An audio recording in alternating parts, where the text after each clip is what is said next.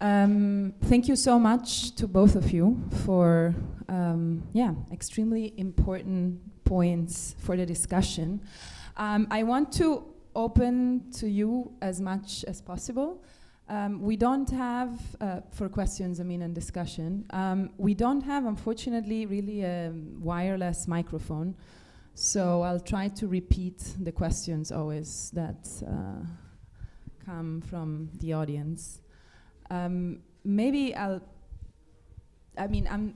just curious, just as a maybe starting point, to ask each other to comment on each other. I'm just wondering, because you, Sara, started with a lot of questions that also try to untangle the complexity of taking also even just certain decisions. And I wonder, your reflections in relationship to Bambi's talk, which is also making some propositions, such as the fact that, of course, it's not enough for art and museums and cultural institutions to take on something that is much broader and should be addressed and engaged with by all sectors of society, but also that maybe there is a number of monuments that could finally move away, and new stories that should be told. Move away, be taken off from public space, for example, and new stories to be told as well by artists and other members of society.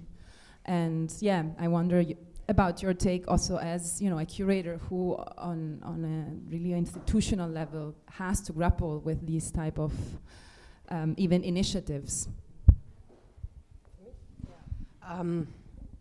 Well, to comment on your story, I couldn't agree more. So that's also, I don't know if it's my place to or if I'm the best placed person to comment on it more elaborately. But I can speak from my experience as somebody working from within a part of the municipal administration. Is that it is a lot easier to have this discussion with artists and with the researchers involved and with a certain slice of the public, but not even with all of the public, and certainly not with everybody within an administration. And I was thinking when I heard you say in your introduction, after the workshop we did with Ibrahim, like everybody agrees that this is a problematic, racist, violent sculpture. Yes, everybody that was here definitely does. But the people who wouldn't agree with us don't come to this kind of workshop. So we need a different strategy to engage them in the conversation, I think, or to at least address them, or to at least deal with their expectations. Because I was having, after the workshop and the articles that were coming out as a result of it, I was having many discussions with people that deal with culture in Wilrijk, for instance, or that deal with, or that live there, for instance, and then you can see that consensus is far away. So we need to find new models for this kind of conversation. And then working with the artists is, I think, an interesting one, as you can see, because the debate has been maybe more to the surface than before. But we're not there yet. We have a long way to go. That's my thought.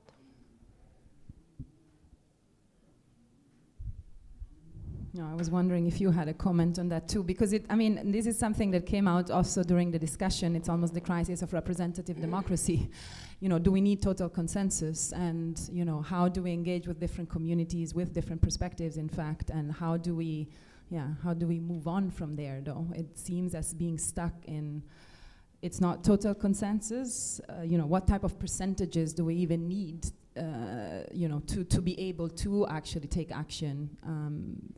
It was quite interesting, and we will have it after, just to say that other speakers later will actually be people that have been engaging with this discussion on from a practical perspective, such as the group that is called Hand in Hand Against Racism, that actually also works on the different layers that maybe also Bambi introduced, for instance, in terms of education, new bibliographies for schools and academic institutions, etc.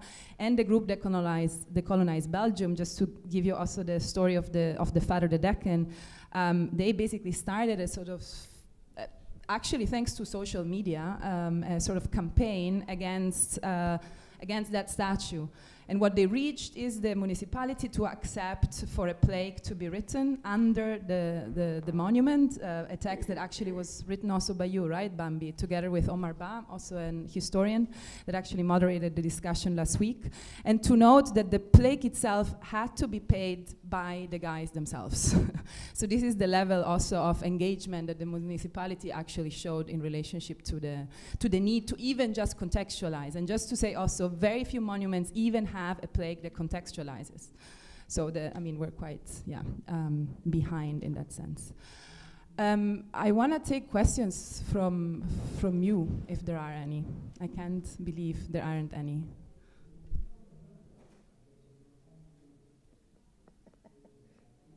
It's a lot.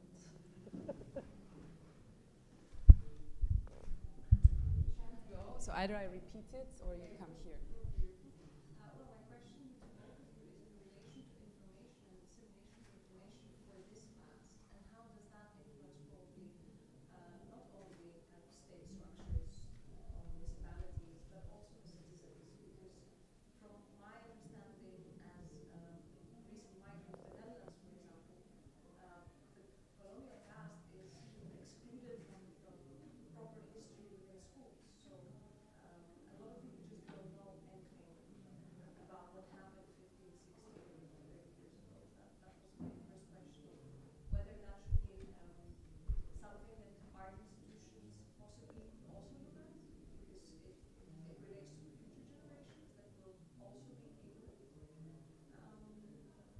So this is an almost practical question. How do you inform the audience? I guess, how do you distribute information?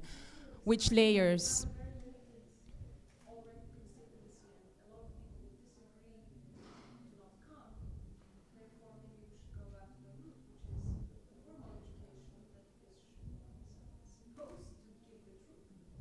Given so many people don't know, don't come, etc., how do you actually distribute information? Also outside, I would say, of educational institutions, it's also not just about the future generations, it's also about who votes right now.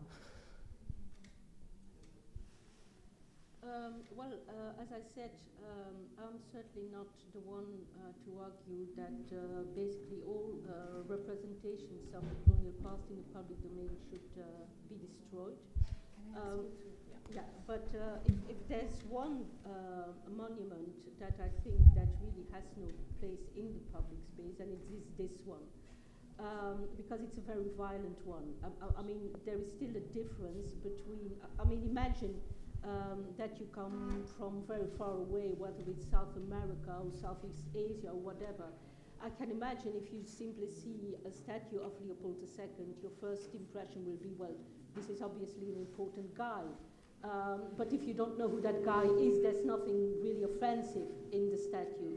Whereas this statue is of a very different order. And I think that wherever you come from, perhaps even if you come from outer space, you can immediately see that this is a statue that really is meant to show a relationship between two people or two representatives of two groups that is not only highly hierarchical, but also racist. So this is a shocking statue, which, as far as I'm concerned, has no place in the public domain.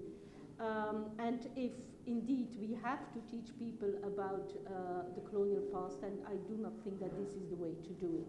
There are other ways to do it, and I think that indeed it should first pass through the formal educational system. In the museum, we have organized meetings with school teachers and with various activists, but also organizations that in one way or the other are concerned about teaching the colonial past in school. And what came out of that is that it's not so much that teachers do not want to teach about it, but that they themselves feel that they lack the tools to actually do it, and that they therefore decide that it's better not to talk about it rather than talk about it in a way that may be ignorant or that may be insensitive. And I think that's actually a very good attitude. So that ultimately the problem is not so much with the teachers as such, as with the education that the history teachers themselves have received. So I think there is a major level at the level of university education, which is not limited to the way in which that history is taught, but also in the ways that other courses are taught. When you take a course in political history, in sociologically, in the arts, and so on and so forth, you are still confronted to outdated colonial theories which are based upon evolutionary paradigms that we now know are simply not factual, which we now, as academics, consider pseudo-scientific rather than scientific knowledge. But that's another problem, and it is certainly a problem in Belgian society, which strikes me because, I mean, I did my PhD abroad. I go to a lot of international conferences. Basically, on the university level, there are only two types of courses where you are taught about Africa, for instance, and that is either in the context of a course on anthropology or in the context on courses on the so-called Third World or the South.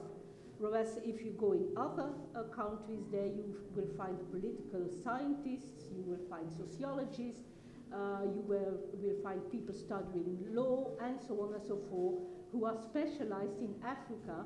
And that means that if you have a course in the humanities or in the social sciences in any other country apart from Belgium, chances are that you have been taught about Africa in terms of scholarly knowledge, which is now generally accepted. Whereas if you are taught about Africa outside of anthropology and third world studies in Belgium, chances are that you are being taught 19th century ideas that you will no longer find in any scholarly text that is accepted by mainstream academia. So there is a major problem. Another problem, obviously this being Belgium, is that there is not a single public domain, and therefore there is not a single public debate. We have two public debates, we have two ministers who are responsible, for instance, for education on both sides of the linguistic divide. And so these are other factors which help explain why there is much less public debate in Belgium about the colonial past than there is in other countries. So yes, we still have a very long way to go.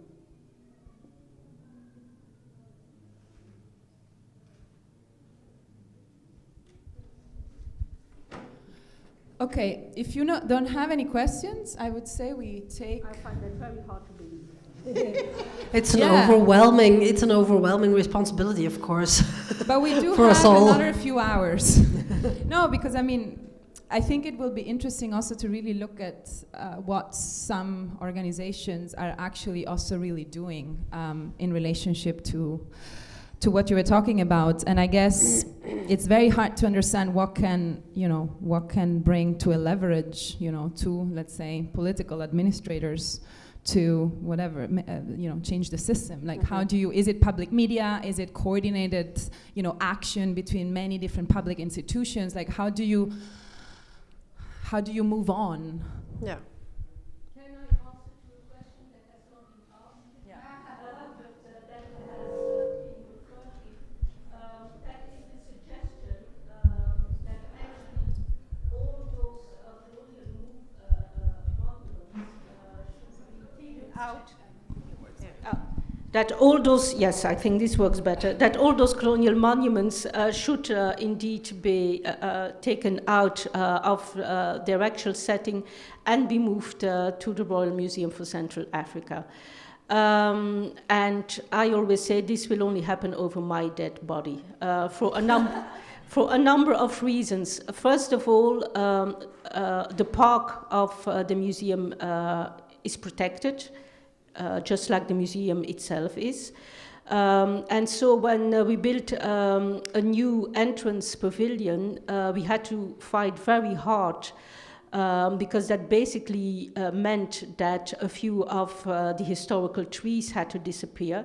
And so this, I think, is something that one has to be aware of. Are we willing to fight to root up trees, some very old historical trees, to turn the park into a dumping ground for colonial monuments that no one wants? Apart from the fact that we have to ask ourselves the question, I can assure you that the answer of the authorities who are responsible for it will almost certainly be no. So it is not a practical option to start with. But the second thing that we have to bear in mind is the very real danger that we will actually achieve exactly the opposite of what we want, i.e. that in a sense, that park then with all those colonial monuments would become a lieu of pilgrimage for old colonials who want to come there to pay tribute to all those heroes and pioneers. Which obviously goes counter the whole processes that the museum is undergoing right now with the aim of actually colonizing itself. And then, as I said in the paper, and this is an argument that I have to make again and again and again, it does not suffice to keep the onus on white agency and to simply transform these so-called heroes into villains. If the museum really wants to decolonize itself, then it also should shift its focus to contemporary Africa and to African agency. And actually, there will be a gallery dedicated to colonial history in the new museum, and that's inevitable because, as I say, it is a protected monument, and it's not only protected as far as the architecture is concerned, but even certain elements, movable elements within the building, including those infamous golden statues, with one bearing the message België brengt de beschaving aan Congo, la Belgique apportant la civilisation au Congo. I'm awfully sorry, but when you re-enter the museum after the reopening, those statues will still be there because they are protected. The same goes for the plaque commemorating the 1,508 Belgians who lost their life in the Congo between 1885 and 1908, and which glaringly overlook the 5 million Congolese who lost their life during the same time. I'm awfully sorry, we can't take it out, no matter how much we want to. It is protected, so it should stay there. But by and large, what the museum will try to do is not only commemorate Belgium's implication in that sorry past, but also render homage, and not only to the African victims of colonialism, but really try to show how Africans, contrary to all the stereotypical colonial stories that we've been fed upon, have their own history, have their own society, that their history did not start with the arrival of Henry Morton Stanley and his companies at the end of the 19th century. Because decolonization is also about that. It is not only about criticizing what we did wrong, but it is also about acknowledging what those whom we did wrong to actually accomplished throughout history. Will you do this also by commissioning literally artists, for example, to propose new artworks, new images, like, will it be more a sort of historical look, informative look, or are you actually dealing also with sculptures, for example, and images, like really counter monuments in the terms of other stories to, of course, again, the white guilt-filled ones? Well, as far as those two most heavily charged and contested spaces in the museum are concerned, so that's the Great Rotunda with those golden statues, and then the so-called memory gallery that only remembers these white Belgian military men. We have indeed decided that the only way that we can actually put in a counterbalance is by inviting Congolese artists to create a work of art. That also obviously has got to do with the monumentality of the building, because your first impression will always be visible, and we can put up as many texts as we like, but they will never distract from that first initial impression. And then again, the question is whether we will actually succeed, and that's what I call the curse of Leopold II. You can't fight against that building. It will always win. He knew very well what he was doing. But then again, we shall see, and that goes back to what has previously been said, i.e. we do not have the idea that these new artistic works that we bring in, that they will be there for eternity. They are there because they have to serve a certain purpose, i.e. they have, as I said, to offer a counterbalance, and they have to make visitors reflect upon the building, and more particularly on these contested material objects that are there whether we want it or not. And obviously, if we find out after some time that one way or the other they fail to do so, then chances are that in the short term or in the long run, we will replace them with other works of art or with other kinds of interventions that should ideally do the job better. Unless there are other questions or comments, I think this is a great moment to stop, because actually our next presentation, in fact, will be by an artist who has dealt very much with monuments and monumentality. Monuments and monumentality, speaking of contested histories, of silenced histories, and in most cases also having a very, very temporary feature, in fact. And so I think that will be an interesting continuation of this. We have a 15 minutes break, and we gather again then. Thank you so much.